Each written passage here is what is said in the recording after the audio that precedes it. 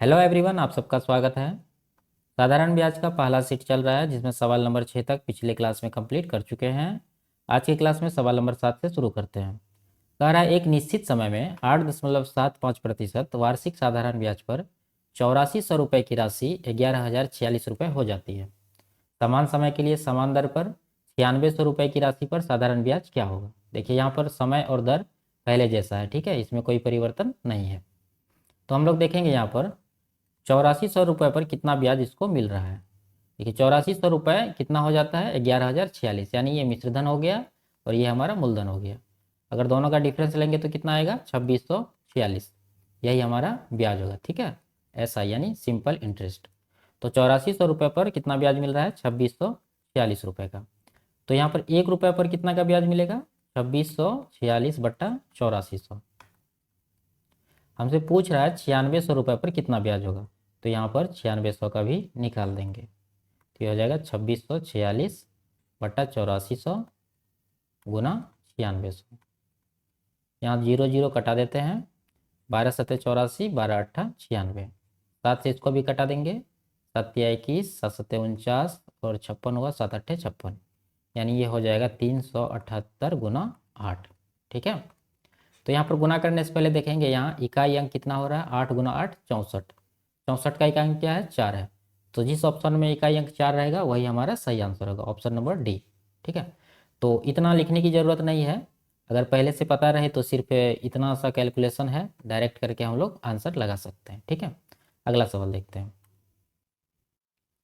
4 वर्षों के लिए 10% प्रति वर्ष की दर से एक धनराशि पर साधारण ब्याज 3200 रुपये है, मूलधन क्या होगा। देखिए यहाँ पर समय है 4 वर्ष, दर है 10%।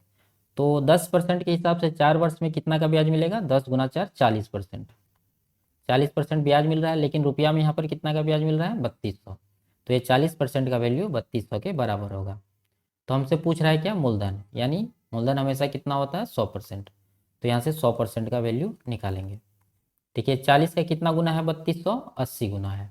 ठीक है, तो यहाँ भी 100 का 80 गुना करेंगे तो कितना आएगा 8000। तो ऑप्शन नंबर डी हमारा सही आंसर होगा। अगला सवाल देखते हैं। ए 5% साधारण ब्याज पर 4 वर्षों के लिए 90,000 रुपये की राशि उधार लेता है। वह साधारण ब्याज पर इसे 4 वर्षों के लिए 7% की दर पर बी को उधार देता है। उसका लाभ प्रतिशत, लाभ क्या है रुपया में पूछ रहा है। ठीक है, देखिए यहाँ पर ए उधार ले रहा है कितना 90,000 रुपया, 5% की दर पर 4 वर्ष के लिए। तो यहाँ पर कितना का ब्याज होगा 5 गुना 4, पाँचों के 20%, यानी ए जो उधार लिया है उसके लिए ए को कितना भुगतान करना होगा ब्याज 20%। जबकि ए बी से कितना ब्याज लेगा, देखिए 4 वर्ष के लिए दिया है 7% की दर पर, तो कितना हो रहा है 7 के 28%, यानी ए देगा 20% जबकि ए बी से लेगा 28%। यहाँ पर ए को प्रॉफिट हो रहा है कितना का 8% का। ठीक है, देखिए धनराशि कितना है टोटल 90,000 और ए को प्रॉफिट हो रहा है 8%, यानी 90,000 का 8% हम लोग निकालेंगे, वही ए का प्रॉफिट होगा यानी लाभ होगा। तो 2 जीरो कटा देते हैं, 900 गुना 8 करेंगे तो ये कितना आ जाएगा 7200। तो ऑप्शन नंबर बी हमारा सही आंसर है।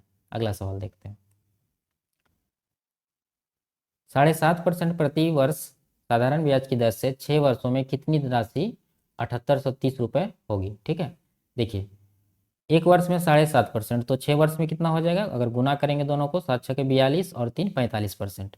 यहाँ पर 45% ब्याज बन रहा है। यहाँ पर दिया हुआ क्या है, ये टोटल राशि दिया हुआ, यानी ये है क्या हमारा मिश्रधन। ठीक है, तो यहाँ पर 100% मूलधन रहा होगा, 45% ब्याज मिला, टोटल मिश्रधन कितना हो गया 145%। जबकि रुपया में कितना है मिश्रधन 7830 रुपये। ठीक है, इसका वैल्यू इसके बराबर होगा। तो हमसे पूछा जा रहा है क्या कितनी राशि, यानी मूलधन पूछ रहा है, 100% का वैल्यू यहाँ से निकालेंगे। तो 1% का कितना आएगा यहाँ से 7830/145। 100% का निकालना है तो 100 से गुना कर देते हैं। तो यहाँ पर कटा देते हैं इसको 5 से, 5 दूना 10, 5 नवा 45, 5 से 20 बार में 29 से ये भी कट जाएगा, 29 दूना 58 बचा 20, 29 सत्ता 203 एक जीरो, यानी 270 गुना 20, 27 दूना 54, 54 पर 2 जीरो देंगे, यानी 54 हमारा सही आंसर होगा, ऑप्शन नंबर डी। ठीक है, अगला सवाल देखते हैं। यदि सीमा एक ऐसे खाते में 17,650 रुपये का निवेश करती है जो 8.5% वार्षिक साधारण ब्याज देता है, तो 2 वर्ष के बाद उसे कितना ब्याज मिलेगा। देखिए सिंपल है, 8.5% का रेट है, 2 वर्ष में कितना हो जाएगा, 8.5 का 2 गुना कर देंगे यानी 17%। मिश्रित मूलधन है हमारा 17,650, इसका 17% निकाल देंगे यानी 17/100। यहाँ से 0 0 काट देते हैं और गुना करेंगे, इसको कितना आएगा, यूनिट डिजिट आ रहा है 7×5=35 यानी 5 आ रहा है। नीचे 0 भी है तो एक डेसिमल लगेगा, यहाँ पर दशमलव लगेगा एक अंक से पहले।